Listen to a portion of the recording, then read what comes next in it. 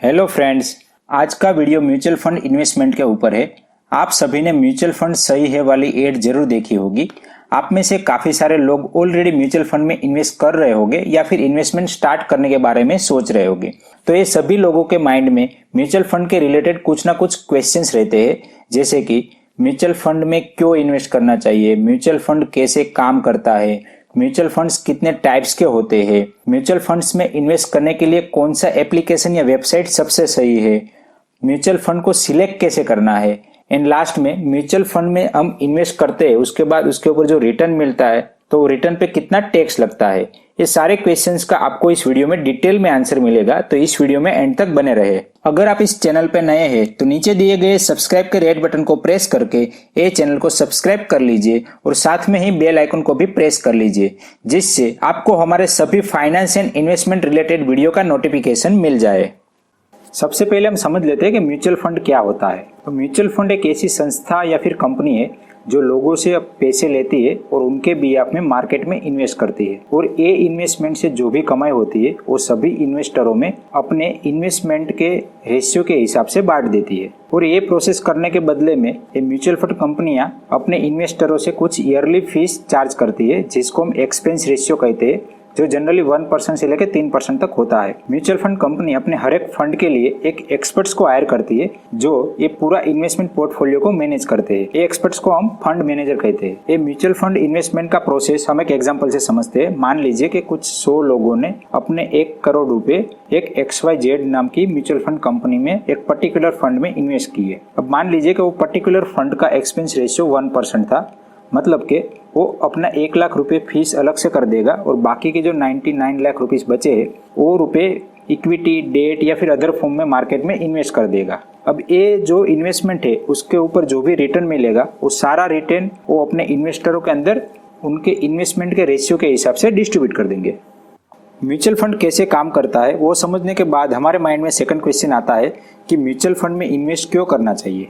अगर इंडिया के अंदर हम देखें तो majority of person FD, gold या फिर प्रॉपर्टी के अंदर इन्वेस्ट करते हैं, लेकिन इसके अलावा शेयर मार्केट या फिर इक्विटी मार्केट भी इन्वेस्टमेंट का एक बहुत ही बेटर ऑप्शन है। लेकिन काफी सारे लोग शेयर मार्केट का नाम सुनते ही उनसे डरने लगते हैं, और शेयर मार्केट में इन्वेस्ट करने के लिए आपको एक स्पेशलाइज्ड नॉलेज की भी जरूरत होती है। तो इसी प्रॉब्लम के सॉल्यूशन के लिए म्यूचुअल फंड का आविष्कार हुआ है। आप अपने पैसे एक मार्केट एक्सपर्ट को म्यूचुअल फंड के थ्रू देके इनडायरेक्टली शेयर मार्केट के अंदर इन्वेस्ट कर सकते हैं।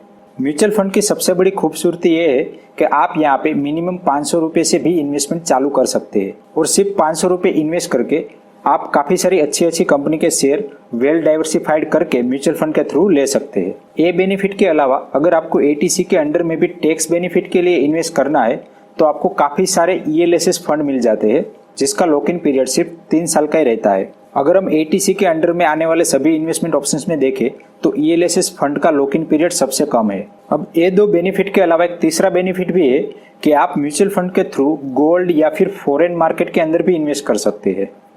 इक्विटी म्यूचुअल फंड इन्वेस्टमेंट पे मिलने वाला रिटर्न फिक्स नहीं होता है, क्योंकि mutual fund indirectly share market से लिंक होता है, तो उसके ऊपर मिलने वाला रिटर्न भी मार्केट कंडीशन के हिसाब से वेरी होता है। सभी तरह के म्यूचुअल फंड की डिटेल्स आप मनी कंट्रोल के वेबसाइट पे देख सकते हैं। तो सबसे पहले हम मनी कंट्रोल की वेबसाइट खोल लेते हैं। यहाँ पे आपको म्यूचुअल फंड का ऑप्शन मिल जाएगा। तो यहाँ पे आपको डिफरेंट टाइप के म्यूचुअल फंड दिखेंगे। मैं यहाँ पे लार्ज कैप पे क्लिक कर लेता हूँ। तो आप यहाँ पे देख सकते हैं कि यहाँ पे टोटल 5 टाइप के म्यूचुअल फंड है। तो सेबी की गाइडलाइन के हिसाब से हर एक म्यूचुअल फंड को अलग अलग कैटेगरी में डिवाइड करना होता है। जैसे ये है इक्विटी कैटेगरी, तो इसके अंदर में large cap, mid cap, small cap, multi cap, इस टाइप के आपको फंड मिलेंगे। दूसरा ऑप्शन है डेट फंड। डेट फंड मतलब वो शेयर मार्केट के कंपनी में इन्वेस्ट नहीं करता, लेकिन सिक्योरिटी या फिर गवर्नमेंट बॉन्ड के अंदर या फिर कॉर्पोरेट बॉन्ड के अंदर इन्वेस्ट करते हैं, तो वो कंपेयर टू इक्विटी थोड़ा सेफ होता है। तीसरा ऑप्शन है हाइब्रिड। हाइब्रिड मतलब इक्विटी एंड डेट का एक मिक्सर वर्जन, मतलब दोनों टाइप में इन्वेस्ट करते हैं उस टाइप का फंड।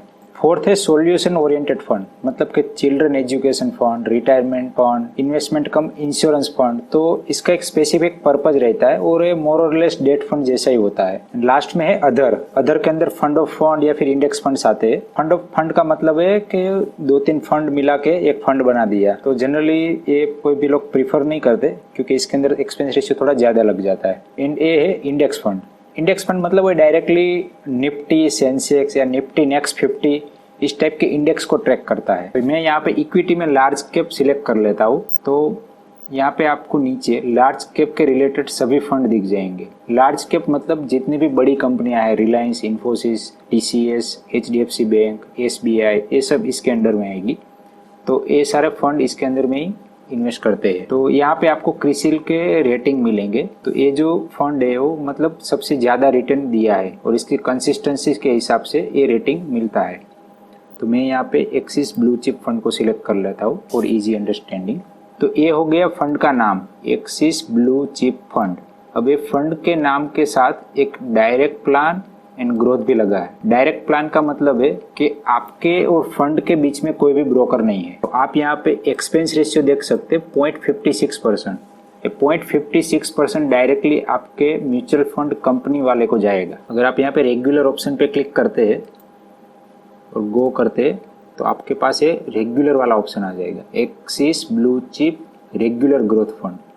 इसके अंदर आप देखेंगे तो एक्सपेंस रेशियो 1.7%, मतलब 0.56 तो आपका म्यूचुअल फंड कंपनी को गया, लेकिन उसके ऊपर जो भी है वो सारा एक्सपेंस रेशियो आपके ब्रोकर को, यानी कि जो एक मीडिएटर होगा उसको जाएगा। तो जनरली आपको डायरेक्ट फंड ही सिलेक्ट करना है। अब नेक्स्ट है ग्रोथ।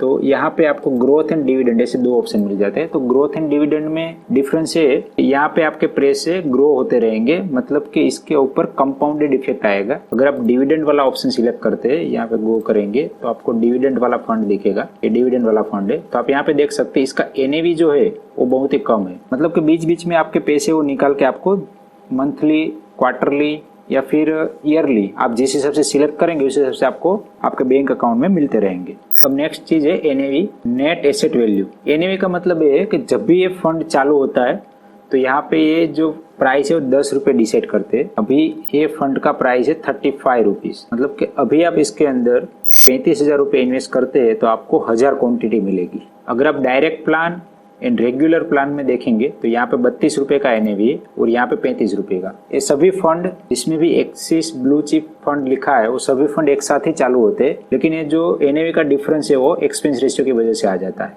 तो यहाँ पे नीचे अगर हम स्कीम डिटेल चेक करते हैं तो सबसे पहले आपको म्यूचुअल फंड का ऑब्जेक्टिव मिल जाएगा कि इस पर्टिकुलर म्यूचुअल फंड का ऑब्जेक्टिव क्या है।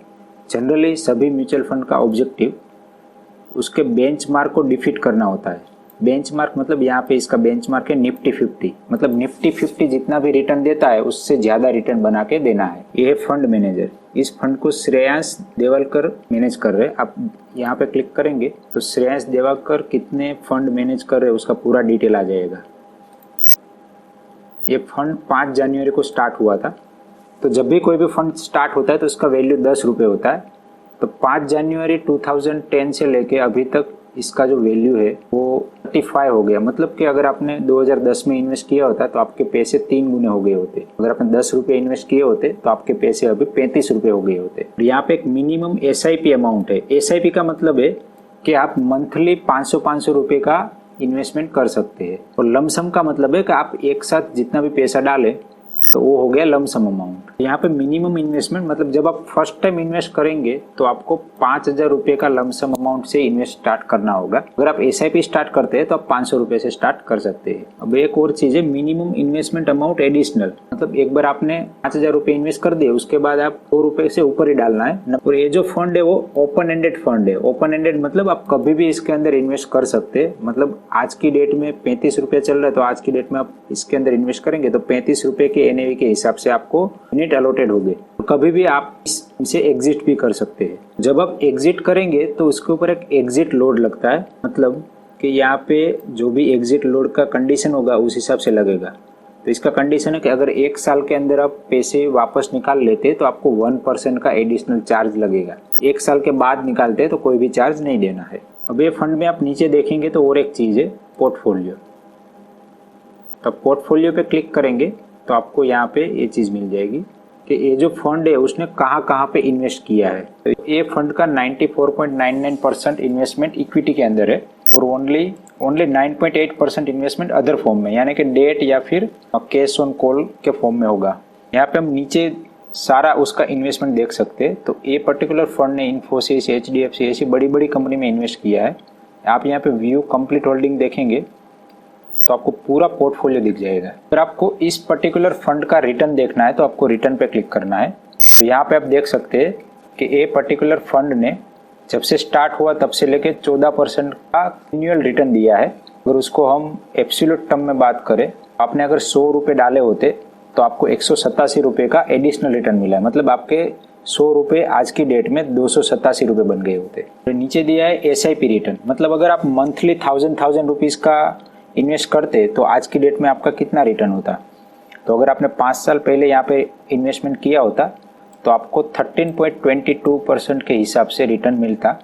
तो ये हो गया पूरा म्यूचुअल फंड का डिटेल। अब हमने ये तो समझ लिया कि म्यूचुअल फंड क्या होता है एंड कैसे काम करता है। अब नेक्स्ट क्वेश्चन ये आता है कि म्यूचुअल फंड में इन्वेस्टमेंट स्टार्ट कैसे करना है। तो म्यूचुअल फंड में इन्वेस्ट करने के लिए 3 रास्ते हैं। आप डायरेक्टली म्यूचुअल फंड कंपनी की वेबसाइट पे जाके साइन अप करके वहाँ पे आप अपना KYC प्रोसेस करिए और इन्वेस्टमेंट स्टार्ट कर सकते हैं।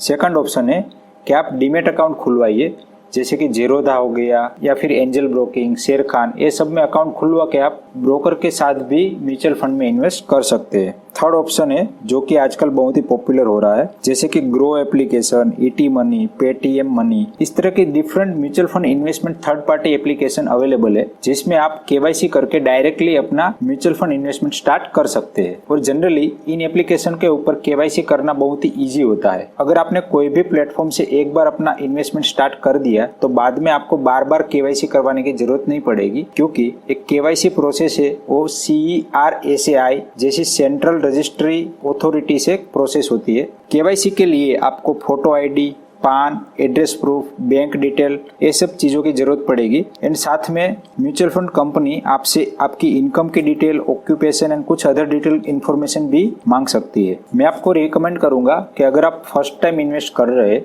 तो आप ऑनलाइन म्यूचुअल फंड कंपनी की वेबसाइट पे जाइए। For example axis mutual fund हो गया, HDFC mutual fund, SBI mutual fund, इनकी वेबसाइट पे जाके अपना KYC प्रोसेस स्टार्ट करिए एंड इन्वेस्टमेंट स्टार्ट कीजिए। अगर वहां पे आपका KYC प्रोसेस नहीं हो रहा है तो आप ये म्यूचुअल फंड कंपनी की ऑफिस को विजिट करिए या फिर केम्स एंड कार्वी की ऑफिस में विजिट करके अपना KYC प्रोसेस करवा सकते हैं।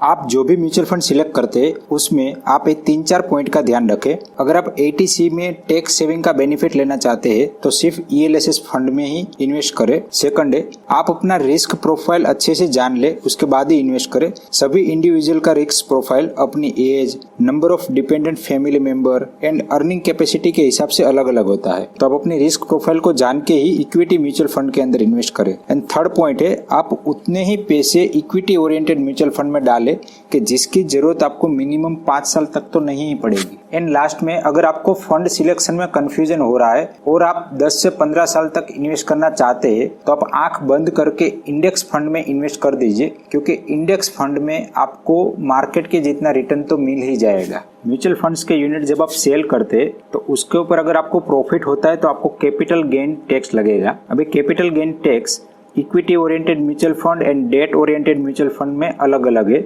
इक्विटी ओरिएंटेड म्यूचुअल फंड में short term and long term capital gain का जो ड्यूरेशन है वो 1 ईयर का है। मतलब अगर आप 1 साल से पहले equity oriented mutual fund sell करते हैं और आपको प्रॉफिट होता है तो आपको short term capital gains tax लगेगा जो 15% है and long term capital gains tax 10% है। और यही सेम चीज डेट म्यूचुअल फंड के केस में short term and long term का जो पीरियड है वो 3 साल का है। मतलब अगर आप 3 साल होल्ड करने से पहले ही डेट म्यूचुअल फंड को बेच देते तो आपको शॉर्ट टर्म कैपिटल गेन्स लगेगा, वो आपके इनकम टैक्स स्लैब के हिसाब से लगेगा। और अगर आप 3 साल होल्ड करने के बाद सेल करते हैं तो आपको long term capital gains tax 20% with indexation या फिर 10% विदाउट इंडेक्सेशन, ये दोनों में से जो भी कम होगा उस हिसाब से लगेगा।